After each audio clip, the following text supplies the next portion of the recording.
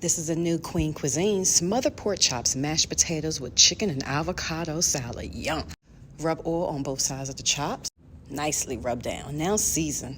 All natural season, onion powder, black pepper, garlic powder, and salt. Get it good now, both sides. Season good. Next, you want to make sure you add some flour to them chops because we're going to saute them.